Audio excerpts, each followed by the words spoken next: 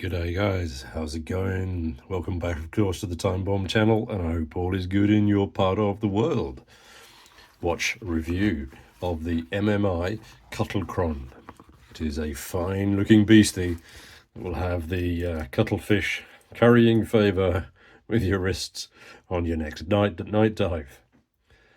As you can see, it's a fine colour indeed, and this one has been kindly lent into the channel by MMI. A massive thanks to them, as this is one of their recent releases that I knew I would like and very much wanted to see. Let's just zoom in a fraction. So yeah, there we can see the watch up a little bit closer.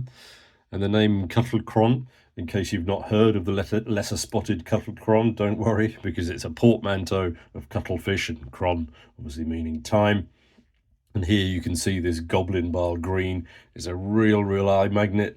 Some of you aren't going to like it, but without doubt, you're going to find it looking at you from across your desk every time you look up. Some key speckage as always to kick off with. It's a 42 by 42 by 42 by 42. It then sits on 22mm lugs and is a 12-ish millimeters deep. Yeah, they talk on the website specs on the depth, talk about it without the crystal, but I don't see there as being, they claim 2mm of crystal on the top, but I don't see 2mm of crystal on the top there. Comes with 150 meters worth of watery goodness. Buzzing away inside is a Myoda 9015, and so nice to see something different to an NH35. You have a screw down crown, of course, as you can see, it's screwed out over here. The reason it's screwed out is because it's one area I think that they need a rethink, and that is because it's incredibly fiddly getting a grip, and it's even worse if you imagine it's going to be wet.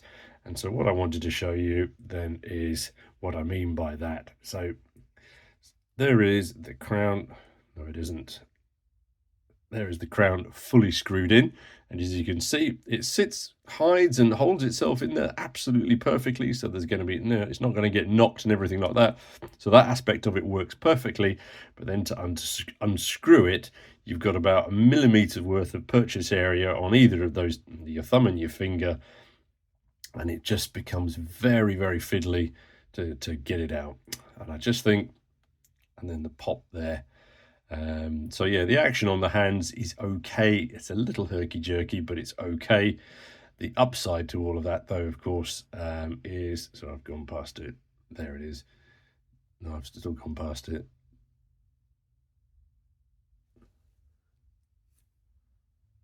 As I was saying, the upside to it is the date. So you can see the date there showing 26. You give them a little flick like that, and that little orange marker zooms around. Absolutely brilliant.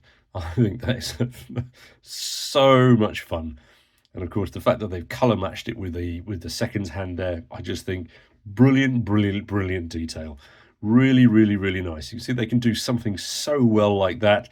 But then again, as I say, the crown I just find very difficult to operate. And as I say, as you can see there, I was having severe difficulty just trying to find the date position. Okay, yes, I'm looking through the camera as I'm doing this, but yeah, I don't know. I think locating it at the 3 would have been absolutely fine on this one. The bezel has a sapphire insert. It's 120 clicker, and it sounds like this.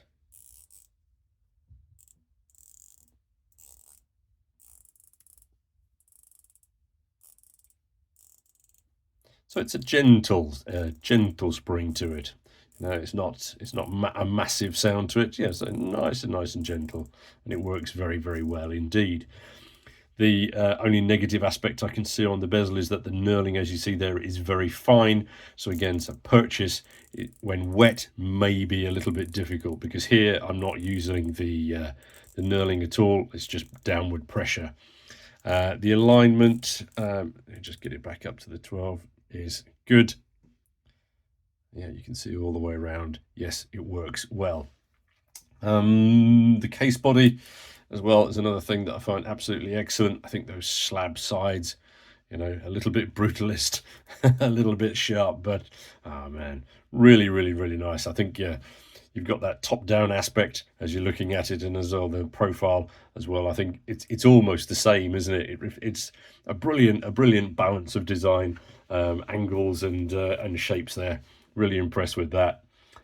The fit on wrist. Let me just throw it on here. Actually, sorry, no. Before I go into wrist, let me just zoom back in. I want to look at the dial, a couple of aspects while we were talking about that date window. So as I say, the date window there, as you can see with that little orange marker.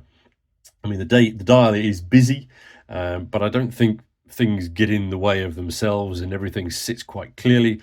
And then as well, and if we can see it, yes, you can see it here.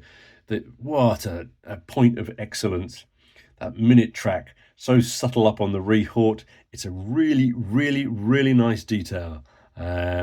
Very subtle that they've done that, but it's such a nice little detail. So you've got you've got three indications of minutes on the different layers there: dial, Rehort, and bezel. So really nice detail and touching detail touches on this that I think are fantastic. Anyway, as I said, I was going to throw it on wrist for you. See what it looks like. For reference, as always, my wrist is 7¼ inch. Let's just sit the other side of the bone. Yeah, really very impressed. I think, yeah, what an excellent fit on wrist. Notice that the clasp is quite long, so if you have around a 6-inch wrist, you're going to really notice that quite a lot. But down the pipe, John Deere is impressed. I think it's just fantastic. As I say, the design, concept, and execution of it, I think really very well indeed.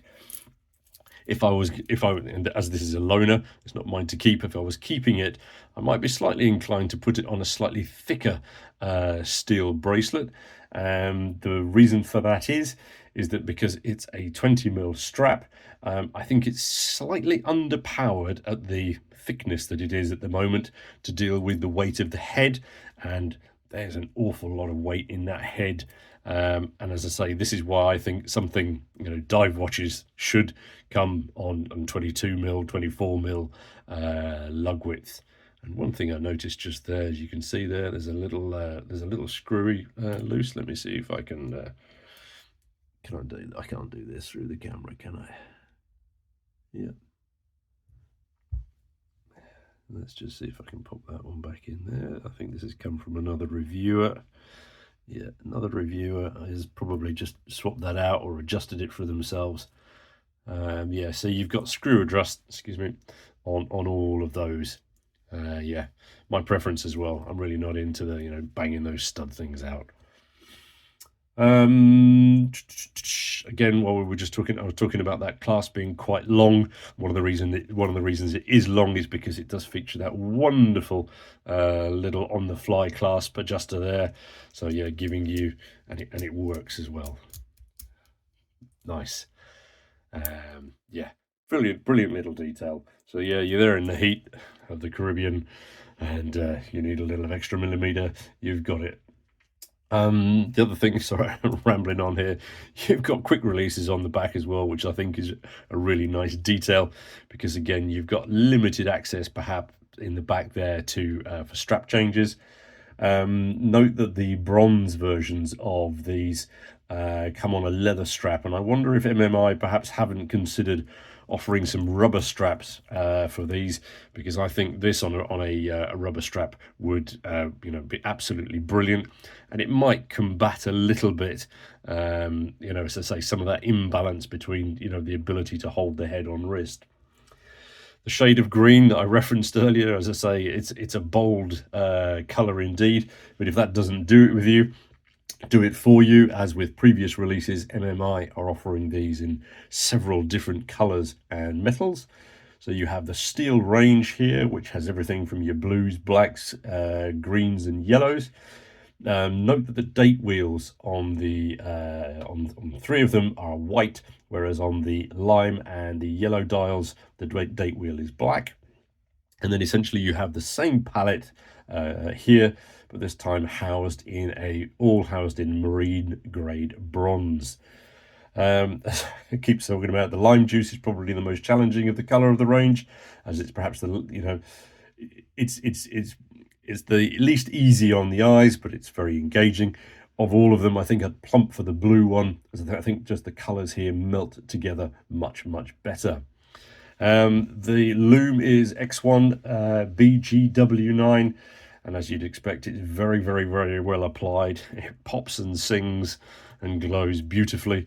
And then notice also the crown is loomed as well. I mean, so yeah, loom junkies, you guys are going to be having massive amounts of fun with this.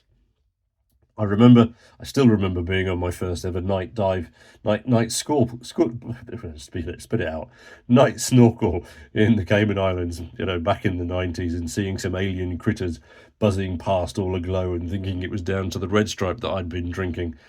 Yes, there is a whole lot more to cuttlefish than any budgerigar has ever fully appreciated. If I compare this particular watch to the MMI Norlights that I reviewed a few weeks back, I think this watch already shows an improvement from the brand. I think they've got huge potential, and I think very, very soon they're going to release a watch that's an equivalent to a Helm or an SKX or something. They're not quite there yet. There's still a couple of little aspects that they're working on, but I think that the wait will be very, very worthwhile indeed. As always, those are just my thoughts. Over to you guys. Let's hear your thoughts on the Cuttlecron. And yeah, thanks as always for your time and for your view. And we'll catch you all in the next one. Cheers, guys.